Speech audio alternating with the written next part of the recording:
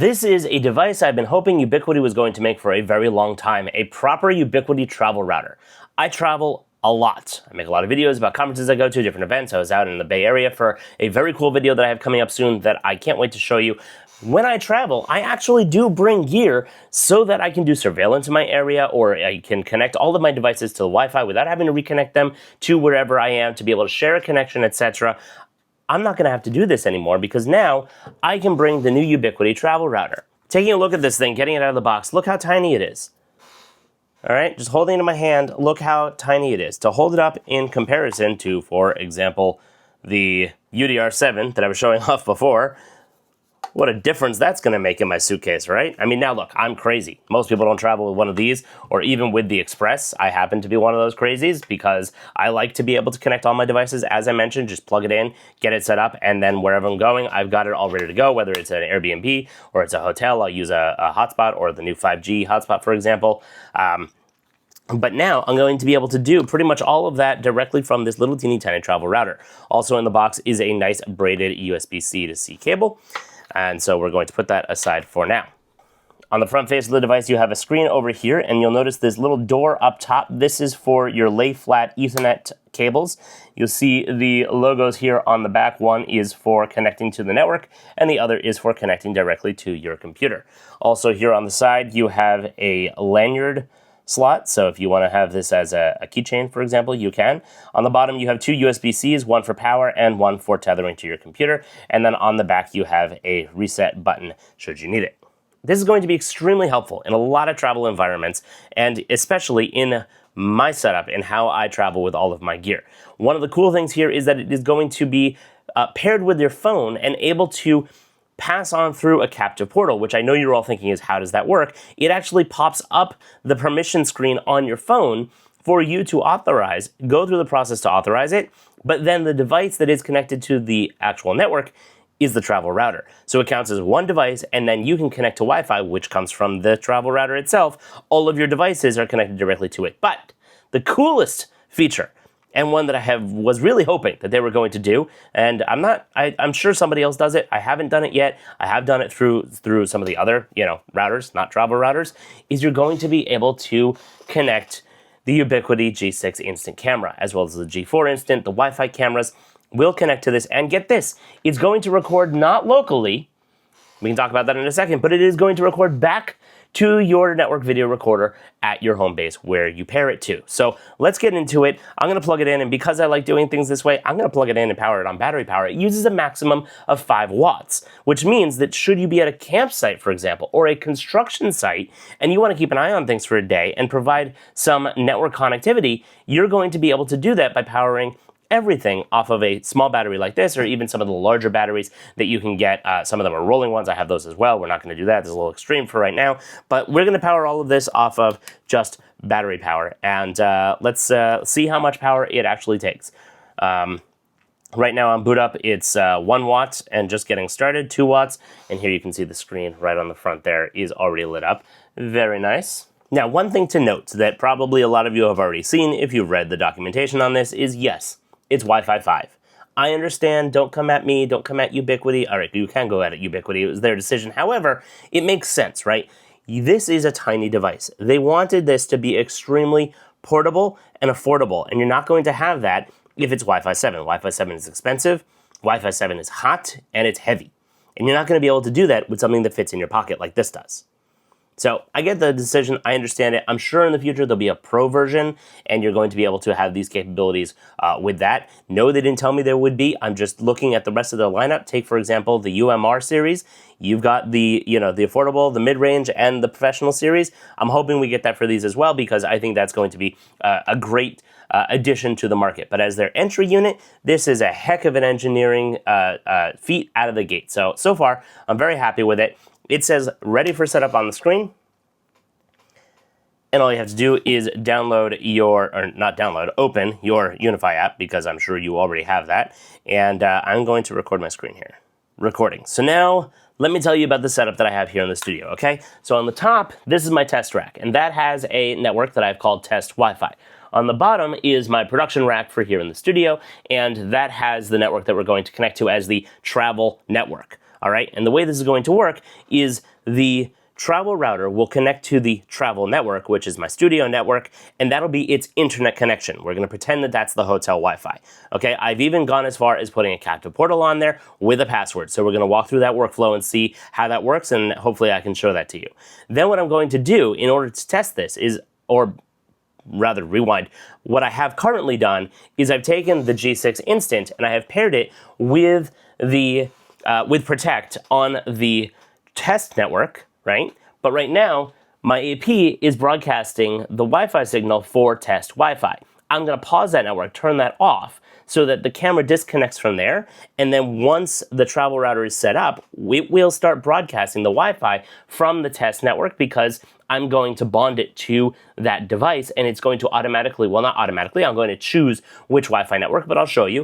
I'm going to choose the Wi-Fi network that I'm going to take from there and have it broadcast so that all of my devices will automatically connect because that is the network that they normally connect to, including the camera. And then once that camera's connected, and I have tested this before, so it does work, but I'm going to show it to you, don't worry, it's going to connect to the Wi-Fi on the travel router and then send the camera stream over the internet and record it on the hard drives that are in my UDM Pro Max here. And you could do this, of course, with the other devices as well in the lineup.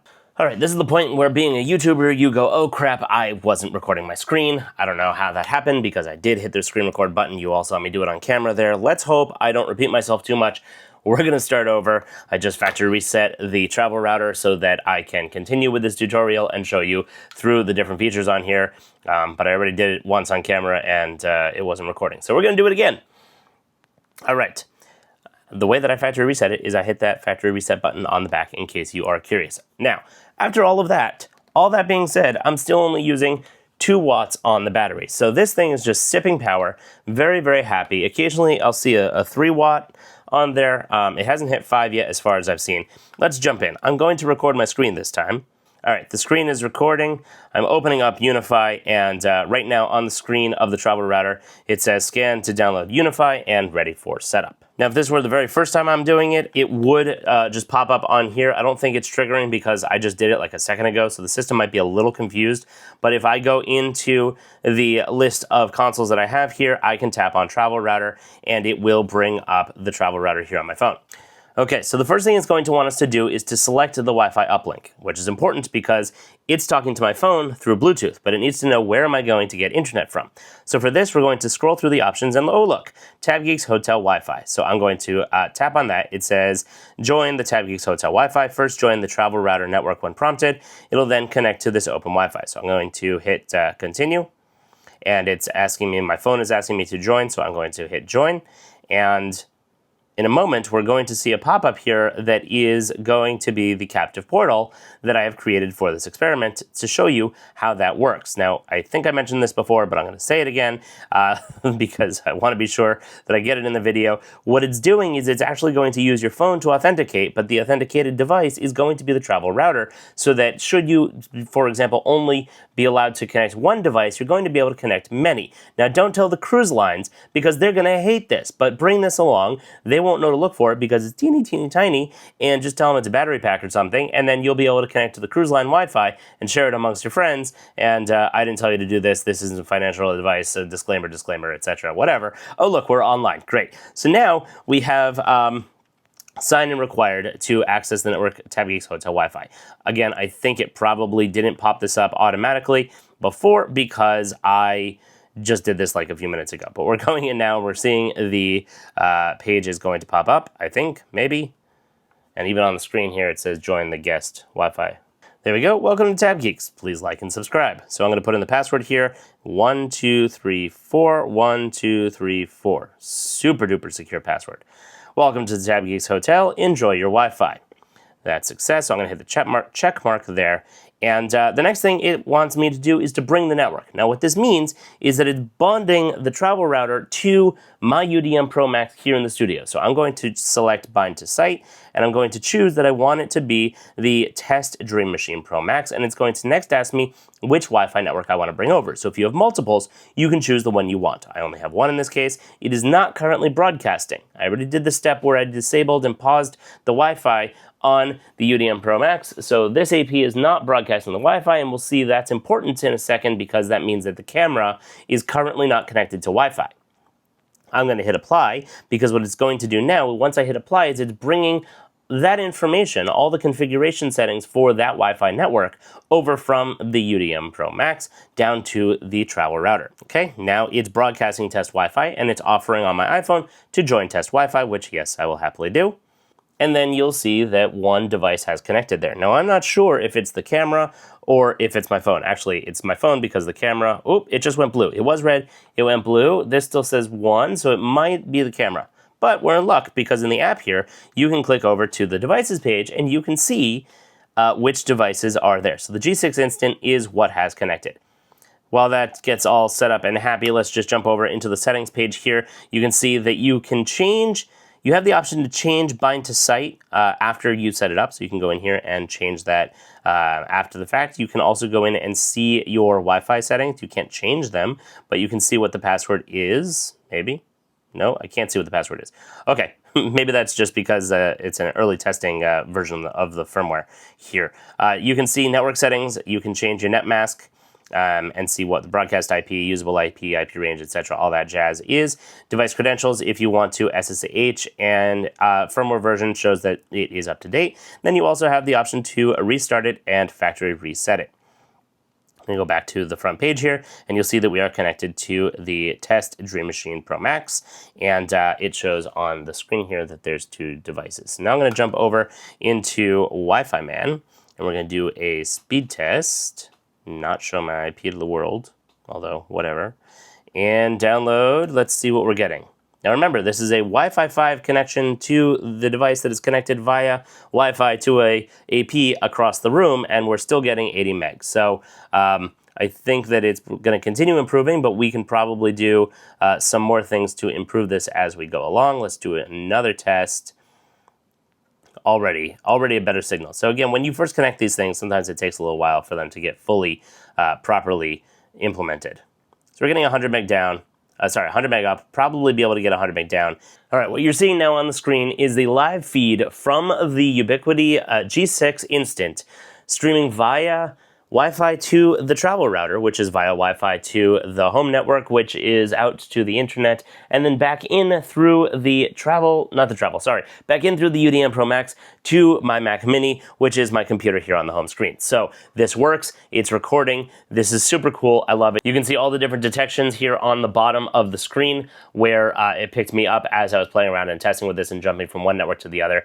But this is running totally directly via the travel router, and I am super, super happy to see that and super impressed. And if you watched the channel before, you know that I love the instant cameras, both the G4 and the G6, so this is going to be super clutch. I'm going on a trip in a couple of weeks. Actually, no, I'm going on a trip very soon, and I'm going to be taking this with me, so I will try and do a follow-up video there because I'm sure once this is announced, there are going to be a flood of questions because folks have been asking for something like this for a while. So I'm very excited about it. I hope you're very excited about it, and I hope that I can answer a lot of those questions. So please leave your questions and comments down below, and I will try and get answers for them. The last thing that I didn't mention here is that this travel router costs $79. I think that's a steal, and I am going to be getting these for all of my team members, and definitely something great to take on the road with you. I can't wait for a future possible professional version, as I mentioned before, because this plus 5G plus gigabit Wi-Fi 7, make it a little bit bigger. Dude, yes please, sign me up. Friends, it's been a fun year. 2025 is just about to close. I don't know if I'm going to have another video before 2026. Maybe I'll be able to get the G6 G6 entry in there before the end of the year here. But I want to say thank you for watching the channel, and thank you for supporting my videos and my links and so on and so forth. I can't do any of this without you. Otherwise, it's just me yelling at a camera, and that would just be quite depressing. So I'm glad I get to help. I'm glad you get some value out of me doing this, out of watching the videos, and I hope to continue this into 2026. So with that, I'll sign off now. As always, thanks for watching.